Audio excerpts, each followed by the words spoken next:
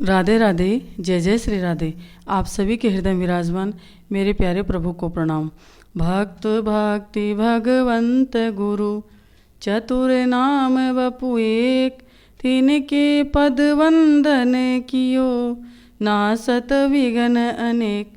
सब कुछ दीना आपने, भेंट करूं क्या नाथ, नमस्कार की भेंट लो जोड़ूं दोनों हाथ। किशोरी राधे किशोरी राधे, मेरो प्यारो नंद लाल। किशोरी राधे मेरो प्यारो नंद लाल। किशोरी राधे। जय जय श्री राधे, जय जय श्री राधे। नरसिंह जी के चरित्र में हमने नरसिंह जी की सुंदर कथा सुनी, कैसे भगवान भक्तों के पीछे रहते हैं। नरसिंह जी के मन में ना कोई लोभ था, ना मोह था। पूरा जीवन इन्होंने भगवान के नाम कर दिया था और भगवान की भक्ति कर रहे थे। और परंतु कहते हैं भक्तों की तो परीक्षा होती ही रहती है। और नरसिंह जी के जीवन में ऐसे कितनी बार ऐसा समय आया कि नरसिंह जी की परीक्षा होती रही, परंतु नरसिंह जी ने सब कुछ भगवान पे छोड़ रखा। नरसिंह जी को कोई फर्क पड़े उससे पहले हमारे सांवल सा को फर्क पड़ता। ऐसे करते नरसिंह जी का जीवन चल रहा था। भक्ति दिनों दिन बढ़ रही थी। जो घर की घरवाली थी, घर में रहती थी, वो संतों के लिए कुछ बना देती, कोई मांग के ले आते, अच्छे से चल रहा था। इधर हमने कल बताया जो नरसिंह जी की बेटी अंजार में ब्याही हुई थी वो बड़ी हो गई और बड़े घरों की बड़ी बातें, और उन्होंने अपनी जो पोती थी श्रीरंग जी की विवाह का उत्सव मनाया। विवाह तो था ही, पहले ही उत्सव में उन्होंने लगन पत्रिका लिखने के लिए बड़े बड़ों जो गांव के सब मानिस्ते थे, रिश्तेदार थे, सबको बुलाया और सबको बुला करके जाजम दी ने बिछाए, गलीचे बिछा दिए और सबको बैठाया और सबको बैठा करके पूछा कि भाई अब कुकुपत्री लिखनी चाहिए।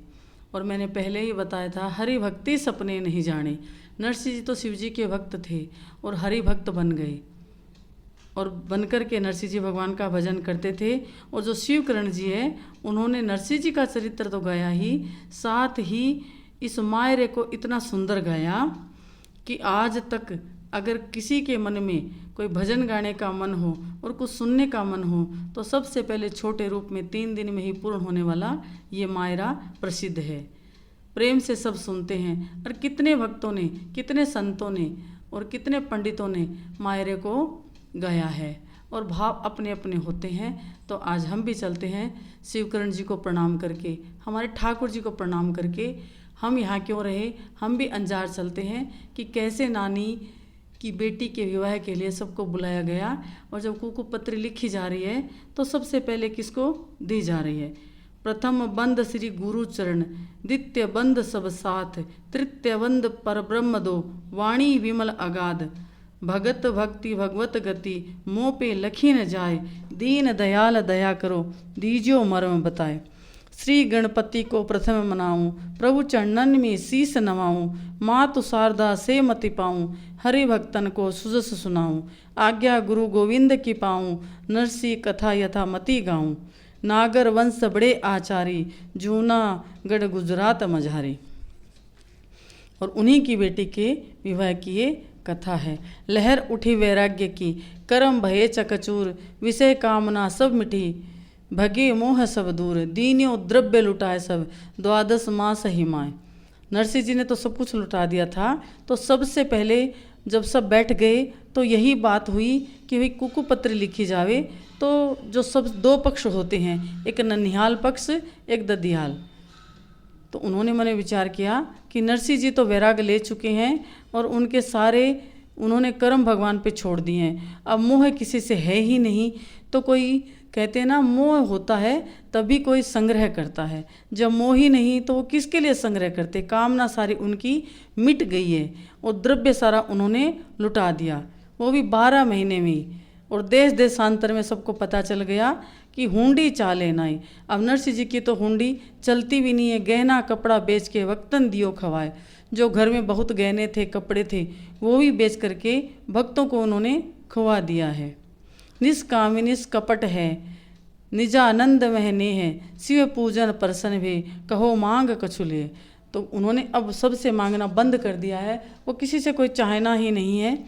तो अब कैसे उनको जा कर के कुकुपत्री दे, और वो विवाह में आएंगे न आएंगे ये भी पता नहीं है, भाई भी नहीं है, माँ भी नहीं है, तो अब करे तो क्या करे, उनको कुकुपत्री दे ना दे, यही चर्चा चल रही थी। सब आपस में बैठ जाते हैं, आपस में आड़त पड़ी पक्की भई पिछाण, कागज दीजो द्वारिका सांवल सह सरनाण, प्रथम इले हुंडी लिखी सो प्रभु दीन शिकार, रानी होकर पानी प्यायो दियो गले को हार।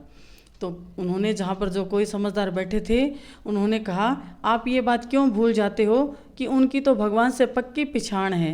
जब कागज़ दियो द्वारका, जब हुंडी भेजी थी द्वारिका में, तो उनकी प्रभु दीनानाथ ने स्वीकार करी थी। और ये क्यों भूल जाते हो कि जब वो भजन गाते हैं तो रानी होकर के, मामी बन कर के पानी पिलाया और दियो गले को हार। ये बाद में जब फिर नरसिंह जी की परीक्षा होगी तो ठाकुर जी के मंदिर से आकर के माला रुक्मणी जी पहनाएगी। भक्तन के कारण प्रभु ऐसे कियो अनंत, अरे न जाने कितनी बार दयानिधि प्रभु ने, उनके कार्य सारे हैं। तो आप ये क्यों सोच रहे हो कि नरसिंह जी को बुलाएंगे तो विघ्न नहीं होगा, नरसिंह जी कुछ नहीं करेंगे। नरसिंह जी री डीकरी रो नानी बाई नाम, ब्याई श्री रंग के घरा नगरे अंजार, जासु सुता के लगन रो श्री रंग कियो उछावे, न्योत्यो सकल विरादरी नागर कुल को भाव, माघ कृष्ण भृगु सप्तमी कुकुम पत्र लिखाए, भाई बंद भेला हुआ जाजम दही बिछाए। तो माघ कृष्ण भृगु सप्तमी को लगन पक्का हुआ था शादी का, और कुकु पत्र लिख रहे थे। तो सबने जब कहा कि भाई पहली पत्री किसको लिखें, प्रथम लिखो गण ईस को पुनि जूनागढ़ जान, ता पीछे सब जात में अरु जात जान पिछाण। तो कहा कि सबसे पहले अगर कुकुपत्री लिखनी है तो गणेश जी को और पुनि जूनागढ़ जाए, और दूसरी कुकुपत्री अगर लिखी जाएगी तो वो जूनागढ़ जो हमारी पोती है उनके ननिहाल में। तो जैसे ही नरसिंह जी का नाम आया और कि जूनागढ़ कुकुपत्री भेजनी है, तो सबने कहा कि नहीं नहीं, उनको तो बिल्कुल कुकुपत्री नहीं भेजेंगे, उनके पास ऐसा अब कुछ भी नहीं है। तो क्या करें, ऐसा कोई मंत्र मिल जाए, ऐसी कोई युक्ति मिल जाए कि नरसिंह जी को बुलाना ही ना पड़े। पर जब कई लोगों ने, गांव के मानिस्ते थे, उन्होंने कहा कि नहीं नहीं, अगर कोई गरीब हो जाता है या कोई विरक्त हो जाता है तो ये तो नहीं कि उनको कुकुपत्री ही ना भेजो, कुकुपत्री तो भेजनी पड़ेगी, वरना तो बात हल्की लगेगी। तो कहा अब ऐसे नरसिंह जी के पास जाएगा कौन, तो जो कोकिला पंडित थे उन्होंने कहा मैं चला जाऊंगा, क्योंकि वो जानते थे जब नरसिंह जी की बेटी का विवाह था तो पंडित जी को खूब धन दायजा मिला था। और जब दूसरी बार कोकिला जी नानी बाई के साथ गए तब साक्षात आकर के ठाकुर जी ने और रुक्मणी जी ने जो तीजरी के ऊपर सब कुछ दिया, तो पंडित जी को बहुत भेंट मिली। तो उन्हें पता था कि संत के दर्शन हो जाएंगे, सत्संग का लाभ मिल जाएंगे, और ठाकुर जी रक्षा करने वाले हैं, जरूर कुछ न कुछ मिलेगा। तो पंडित जी तैयार हो गए और नरसिंह जी के लिए कुकुपत्री लिख दी जाती है। परंतु उनकी जो सास थी वो बिल्कुल नहीं चाहती थी कि नरसिंह जी के घर कोई कुकुपत्री ले करके जावे। उन्होंने कहा कुछ तो उपाय करना पड़ेगा, और घर के भीतर बाहर दौड़ लगा रही थी इधर उधर, और ऐसा पारा चढ़ा लिया कि अभी सर फट जावे। तो उनके घर में उनकी दादेर सास थी नानी बाई की, वो बैठी बैठी बेचारी देख रही थी। अब बूढ़ों के कोई काम तो होता नहीं है, वो बैठे बैठे देखते रहते हैं कि कौन आया कौन गया। तो कहा बहू इतनी क्यों उलझ रही है, तुम्हारे दिमाग में ऐसा क्या चल रहा है, इतनी दुखी क्यों हो, इतनी क्रोधित क्यों हो। तो उन्होंने कहा आपके बस की बात नहीं है, बहुत बड़ा संकट आ गया है और मेरा दिमाग मत खाओ। तो कहा अरे बहू कुछ तो बता, मैं तेरी सास हूँ, हो सकता है मेरे पास कोई युक्ति हो। तो मैंने विचार किया कि ऐसे तो चुप होने वाली नहीं है, तो बता ही देती हूँ। तो कहा आपको पता भी है क्या, अरे कितना सुंदर हम विवाह करेंगे, कितना बड़ा उत्सव होगा, और इस उत्सव में समाज के दबाव में आकर के और कुकुपत्री भेज रहे हैं नरसिंह जी को, और मैं नहीं चाहती कि नरसिंह जी को कुकुपत्री भेजें और नरसिंह जी आवे और हमारे समाज बिरादरी में नाक कटे। तो सास ने कहा इतनी सी बात, अरे इतनी सी बात पे नाराज़ होने की कोई बात है ही नहीं। तो कहा आपके पास कोई युक्ति है? बोले हाँ हाँ मेरे पास युक्ति है ना। कहा क्या युक्ति है? आप कुछ नहीं कर सकते हो। अगर वो चली गई कुकुपत्री वहाँ पर, मोड्यो शंख बजाव तो आसी, लोग करेगा अपनी हंसी। कहा लोग हमारी हंसी करेंगे। तो उन्होंने कहा कुछ नहीं है, तुम सब आकर के मेरे पास बैठ जाओ, हम एक कुकु लिखते हैं, एक कुकुपत्री और साथ में देते हैं, कोकिला के साथ में देंगे, और वो कुकुपत्री देख करके नरसिंह जी अपना विचार बदल देंगे, आने का नाम ही नहीं लेंगे। तो उन्होंने कहा ऐसी क्या युक्ति है? कहा इतना धन इतना लिखेंगे कि भात में इतना तो आपको लाना ही पड़ेगा, ये हमारे यहाँ की रीत है, और नरसिंह जी के पास देने को कुछ भी नहीं है। तो पत्र देख करके ये अपना मता बदल देंगे, और ना कोई उनको समझाने वाला है, आएंगे ही नहीं। और सास के बात बैठ गई। तो कहा अब क्या करना चाहिए? कहा बाहर को किसी को पता नहीं चलना चाहिए, और बाहर हवेली का दरवाज़ा बंद किया और कहा दौरानी जिठानी आकर के सारी बैठ जाओ, और जो नारायणा जो देवर था वो नानी बाई पे वैसे ही बहुत चिढ़ता था, उसको बुलाओ, उसको बुला करके बिठाओ, उसी को पंडित बनाते हैं, क्योंकि बाहर वाले को अगर पता चल गया कि हमने इतना भात मांगा है तो हंसी होगी, और ये घर की बात घर में रह जाएगी, किसी को पता नहीं चलेगा। और नानी बाई ने पत्र भेजा है पिताजी को अलग से, ये कह करके पत्री हम कोकिला जी के हाथ में दे देंगे। तो सब प्रसन्न हो गई। अब सब आकर के बैठ जाती है। हम भी कहते हैं कि हम भी आप सब बैठ करके पढ़ते हैं कि उस समय नारद ने क्या क्या लिखा था। सास ननद अरु दौरानी जिठान सब मिल बैठी आए, द्वात कलम कागद मंगवायो लेखक लियो बुलाए। 25 मण लिखो सुपारी 25 मण रोरी, 25 मण लिखो कलेवा और मेवा की बोरी।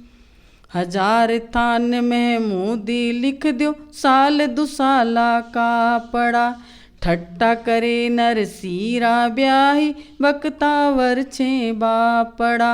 80,000 तो मोहरा लिख दो करोड़ रुपया रोकड़ी, कागद में 2 भाटा लिख दो यूं उठ बोली डोकरी। जब सब आकर के बैठ गई तो लेखक लियो बुलाए। नारायण को यहाँ पर लेखक कह रहे हैं, लेखक का दर्जा दिया गया है कि बहुत अच्छे से लिखेगा, सब कुछ समझ में आ जाएगा, सीधी सादी भाषा में लिखेगा। 25 मण लिखो सुपारी, जो गणेश जी की पूजा की सुपारी है वो 25 मण, और 25 मण रोरी लिख दो, और 25 मण मोड़ी लिख दो और मेवा की बोरी।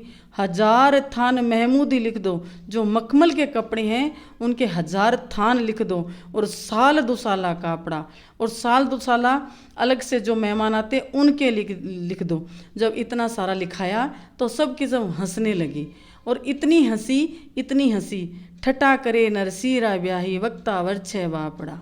कैसे मजाक उड़ाई जा रही है नरसिंह जी की। वो नारायण लिख रहा है और वो हंस रही है। बापड़ा यानी वो गरीब कुछ नहीं ला पाएगा।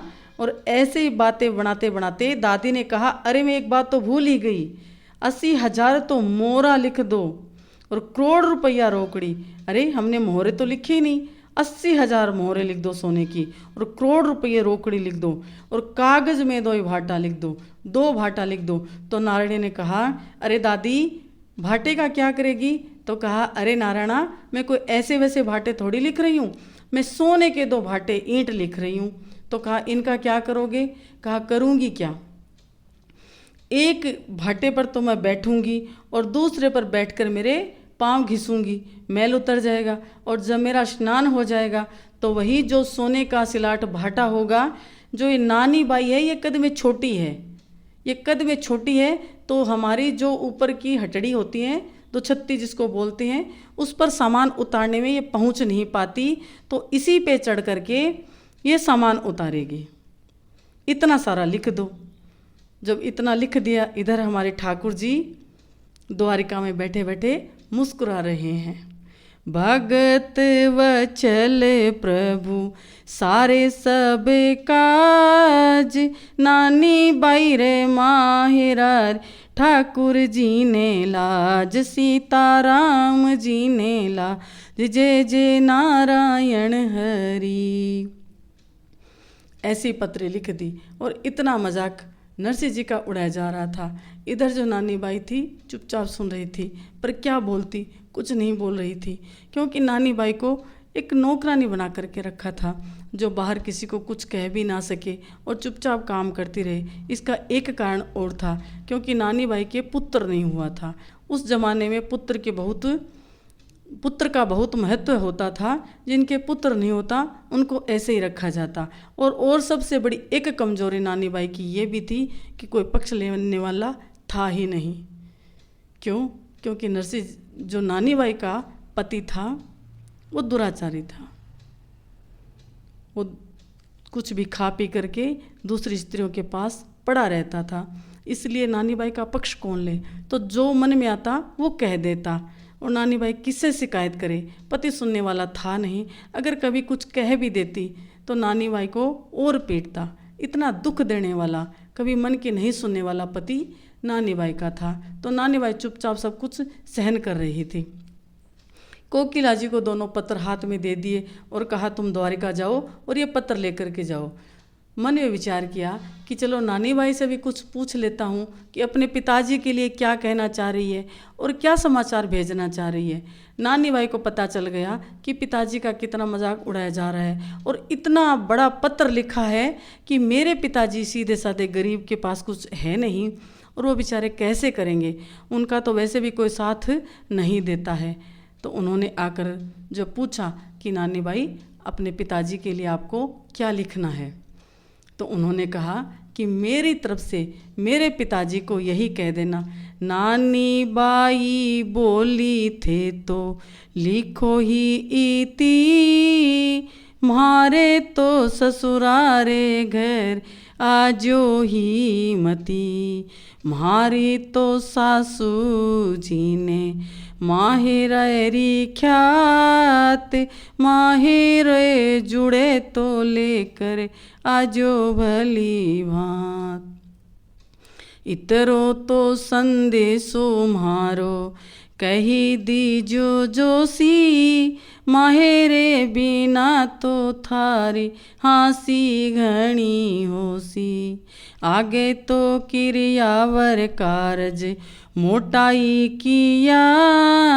दोवड़ तेवड़ दात माने दाई जे दिया, माहिरारी बेला आई भगत करूर, आवेणो हुए तो खर्ची ल्याजो भरे फूल, सूरत की बारात आसी बारोटी देसी, मायरो भरो तो भात था से ही लेसी, नेग जोग ने चूड़ी चूनड़ी घोड़ चढ़ी चढ़सी, इतरो तो किरावर थाने भरणो ही पड़सी। नानी बाई ने सबसे पहले कहा इतना ही खत पत्र में लिख दो कि मारे ससुरा जी घरा आजो ही मती, हे पिताजी मेरे ससुर जी के घर मत आजो, परंतु ये मेरा कहने का कोई हक नहीं है, क्योंकि आपके समधी आपको कागज़ भेज रहे हैं तो हमारी सास को बहुत मायरा चाहिए और कैसे तैसे करके भगवान आपकी सुन ले, तो मायरो जुड़े तो आजो भले वहाँ, इतनो तो संदेशो मारो कह दीजियो। का इतना कह देना, क्योंकि पहले आपने बहुत किया है और अब ये मायरे की बेला है, और जब मेरी शादी हुई थी तब दोवड़ तेवड़ डबल डबल दायजा आपने दिया था, तो ये फिर वैसे ही मांगेंगे। और सूरत की बारात आएगी और बड़े घर से बारात आएगी तो वो भी आपसे बहुत मांगेंगे, यानी एक जो जीमणवार होती है वो तो आपको देना ही पड़ेगा, और नेक जोग में चूड़ो चुनड़ी वो भी लाना पड़ेगा, और जो मेरी बेटी है उनके लिए भी आपको आपकी दोहिती के लिए लाना पड़ेगा, और जो दामाद है उनके लिए भी आपको लाना ही पड़ेगा। इतना अगर कुछ हो तो लेकर के ज़रूर आना। भगत वत्सल प्रभु सारे सब काज, नानी बाई रे माय रे ठाकुर जी ने लाज, सीताराम जी ने लाज, जय जय नारायण हरि।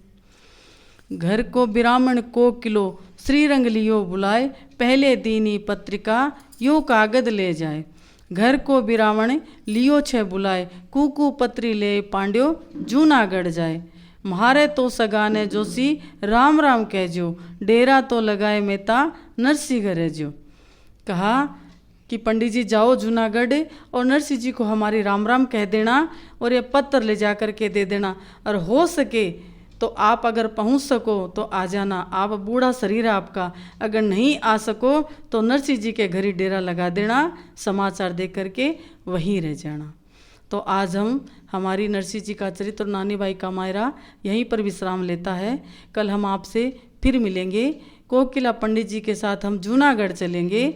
आपको आज की हमारी कथा अच्छी लगे तो लाइक भी करना, सब्सक्राइब भी करना और अपने मित्र संबंधियों के साथ साझा भी करना। भगत वत्सल प्रभु सारे सब काज, नानी बाई रे माय रे ठाकुर जी ने लाज, सीताराम जी ने लाज, जय जय नारायण हरि हरि।